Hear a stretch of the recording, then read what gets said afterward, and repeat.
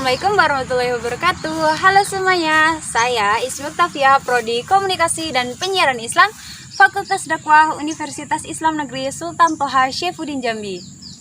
Jadi guys, dalam video ini saya akan menjelaskan tentang sejarah aliran teologi dalam Islam, mata kuliah Ilmu Tauhid. Nah, simak video ini sampai selesai ya, semoga dapat menambah ilmu dan pengetahuan kita. Happy watching! Nah, jadi yang pertama tentu kita harus tahu dulu dong apa itu arti dari teologi.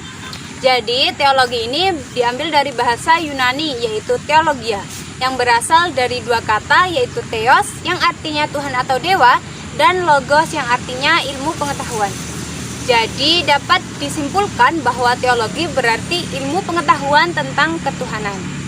Sedangkan teologi dalam Islam biasanya disebut dengan ilmu kalam, ilmu akaid, ataupun ilmu usuluddin. Ada banyak orang yang mendefinisikan tentang pengertian teologi dalam Islam ini atau ilmu kalam. Salah satunya yaitu Muhtadar Muhtadari. Beliau mengatakan bahwa ilmu kalam merupakan sebuah ilmu yang mengkaji doktrin-doktrin dasar atau akidah-akidah pokok Islam dan berusaha membuktikan keabsahannya dan menjawab keraguan terhadap akidah-akidah pokok tersebut. Atau dapat disimpulkan secara ringkas, teologi merupakan disiplin ilmu yang berbicara tentang persoalan kepercayaan manusia terhadap Tuhan dengan bukti-bukti yang logis. Atau populernya, teologi dalam Islam ini biasa disebut dengan ilmu akidah atau akidah Islam. Oke, selanjutnya kita masuk ke inti pokok pembahasan, yaitu bagaimana sejarah munculnya aliran teologi dalam Islam. Jadi, awal mula munculnya aliran teologi dalam Islam ini dipengaruhi oleh faktor politik. Ketika Nabi Muhammad SAW wafat, maka para sahabat dan kaum muslimin pada saat itu bingung untuk mencari pengganti Nabi sebagai kepala pemerintahan. Diusulkan beberapa orang sebagai pengganti Nabi dan akhirnya yang terpilih adalah Abu Bakar Asy-Siddiq. Kemudian setelah terpilih, Abu Bakar Asy-Siddiq dibaiat dan menjadi pemimpin pada saat itu.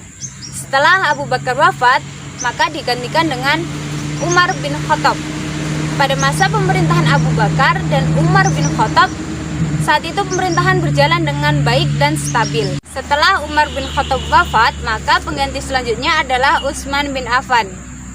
Beliau dirasa mampu untuk mengatur administrasi negara pada saat itu karena berasal dari keluarga yang kaya. Namun ternyata Utsman dirasa sangat lemah karena terlalu mengikuti perintah keluarganya. Contohnya, Utsman mengganti gubernur-gubernur dan kepala daerah pada saat itu dengan anggota-anggota keluarganya. Hal itu memicu kekecewaan dari para sahabat dan pengikut Utsman. Hingga akhirnya terjadilah pembunuhan Utsman bin Affan. Setelah Utsman meninggal, pengganti selanjutnya yaitu Ali bin Abi Thalib. Namun pada saat pemerintahan Ali, terjadi banyak sekali tantangan yang dihadapi. Yang pertama yaitu tantangan dari Tholahah dan Zubair yang akhirnya memicu perang Jamal. Kemudian tantangan yang kedua, dan tantangan yang kedua ini merupakan awal mula munculnya aliran teologi dalam Islam yang datang dari Muawiyah bin Abu Sufyan. Muawiyah menuntut Ali untuk segera mengusut siapa pembunuh Utsman bin Affan, dan Muawiyah bin Abu Sufyan juga menuduh bahwa Ali bersekongkol dalam pembunuhan Utsman. Karena perselisihan tersebut, maka terjadilah peperangan antara Ali dan Muawiyah yang disebut dengan perang sifil. Ketika perang tersebut berlangsung, kelompok Muawiyah sudah hampir kalah.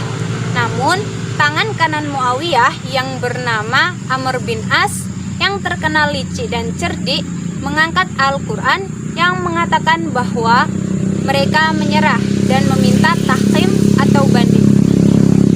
Beberapa pengikut Ali merasa tidak setuju apabila Ali menerima tahkim tersebut.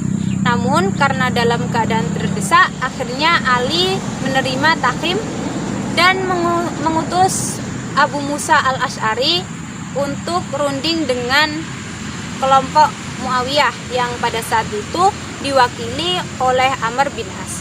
Akhirnya terjadilah runding antara Abu Musa dan Amr bin As. Mereka memutuskan untuk menurunkan para pemimpin mereka, yaitu Muawiyah dan Ali bin Abi Thalib. Turunlah Abu Musa untuk mengumumkan hal itu paling pertama. Kemudian disusul oleh Amr bin As. Namun, karena Amr bin As dikenal cerdik dan licik, beliau hanya mengatakan bahwa yang diturunkan hanyalah Ali, bukan Muawiyah. Itulah awal mula munculnya aliran teologi dalam Islam. Golongan orang-orang yang masih setia menjadi pengikut Ali disebut golongan Syiah, dan golongan orang-orang yang memisahkan diri dari kelompok Ali disebut aliran Khawarij. Pemikiran-pemikiran aliran Khawarij inilah yang memicu munculnya aliran-aliran teologi yang lainnya seperti Mu'tazilah, Murji'ah, Jabariyah, Qadariyah, Asy'ariyah, dan Maturidiyah, serta lain-lain. Oke teman-teman, itulah tadi penjelasan dari saya tentang sejarah aliran teologi dalam Islam. Apabila ada teman-teman yang ingin bertanya, boleh tulis di kolom komentar. Terima kasih sudah menonton, and see you next time.